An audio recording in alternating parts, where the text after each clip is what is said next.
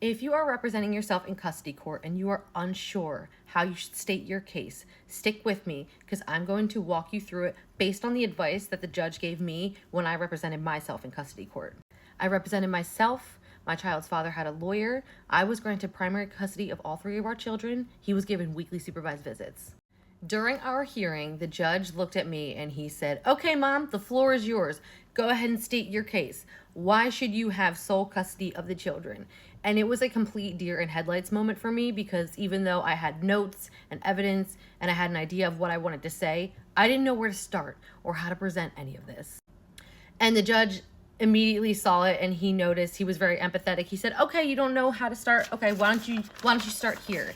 And he handed me this, which is the 16 factors of custody in the state of Pennsylvania. So straight from the horse's mouth, you guys, if you are representing yourself and you don't know how to do it or how to state your case or what you should be talking about, check your local laws and guidelines for custody and see if you have something similar to this. You probably do.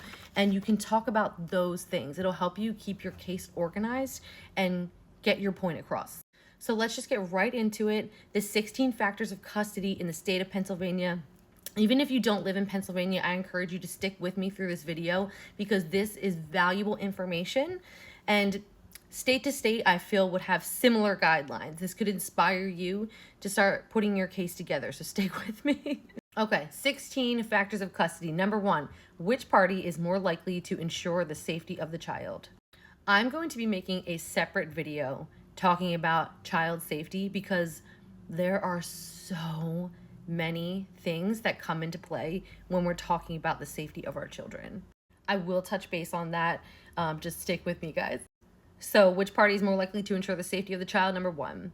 Number 2, the judge is going to look at present and past abuse by a party or member of the party's household. Is there a continued risk to the child? Which parent can better provide adequate safeguards and supervision of the child? So like I said, guys, present and past abuse by your child's father or anyone living in his house or anyone that has exposure to your children on his time. And that includes restraining orders, sexual violence protection orders. That includes any cases that you may have gone through with Child Protective Services. Any violent or assaultive behavior performed by him, whether or not it was performed on you and the children. So if he got arrested for assault back in 2012 before you even met him, yes, that still matters. Bring it up. So if he has his mom watching the kids and she's abusive, if he's got his girl watching the kids and she's abusive, that matters.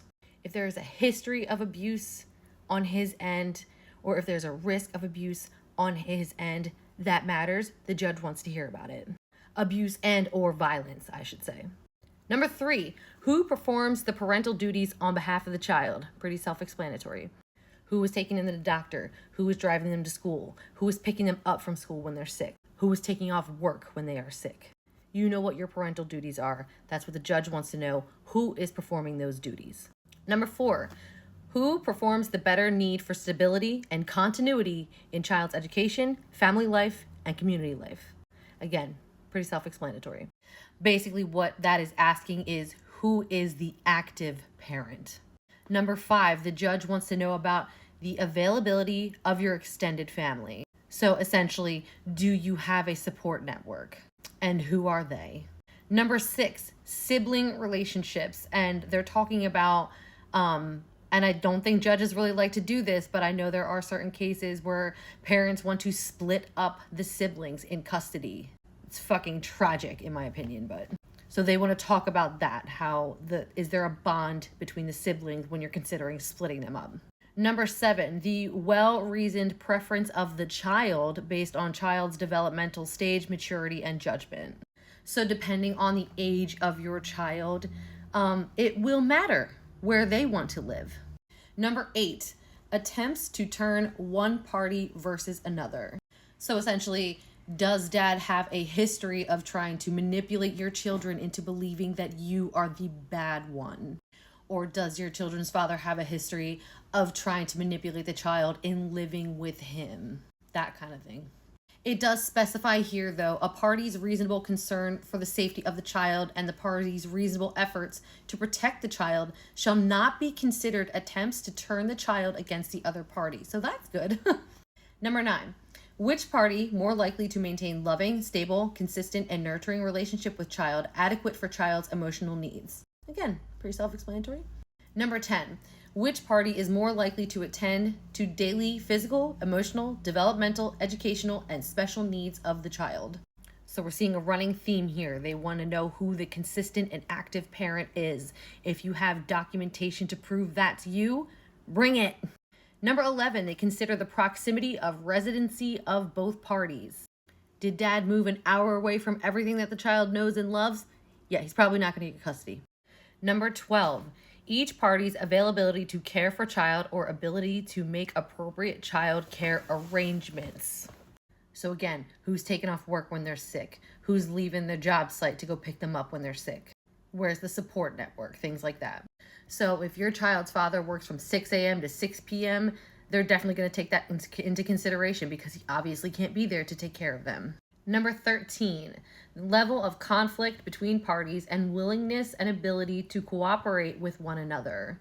And again, they specify a party's effort to protect child from abuser by another party is not evidence of unwillingness or inability to cooperate. So let's say you guys came up with a custody arrangement outside of the courts to try to give that a shot, and dad was just making it impossible for you to make it work. That's what they're talking about when they're talking about cooperation. Number 14, history of drug and alcohol abuse of a party or party's household member. So again, dad, anyone living with him, anyone that the children are exposed to. Is there a history of substance abuse? Number 15, mental and physical condition of a party or party's household member. So for example, my kid's dad he's been diagnosed with depressive bipolar disorder that affects his ability to be a present father.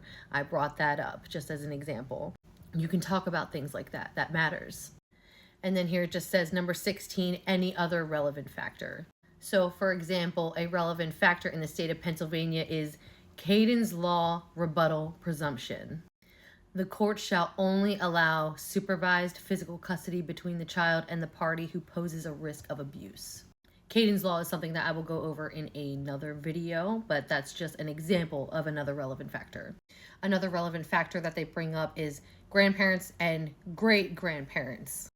So if his parents are causing issues or conflict or anything like that, you can talk about that as well. But yes, so these were the 16 factors of custody for the state of Pennsylvania. I hope you guys found this information helpful.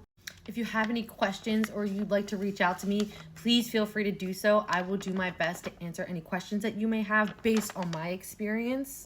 I wish you the best of luck. You got this. And remember to stand up straight, keep your voice level, and be brave. Do it for your children because this may be the only chance that you have.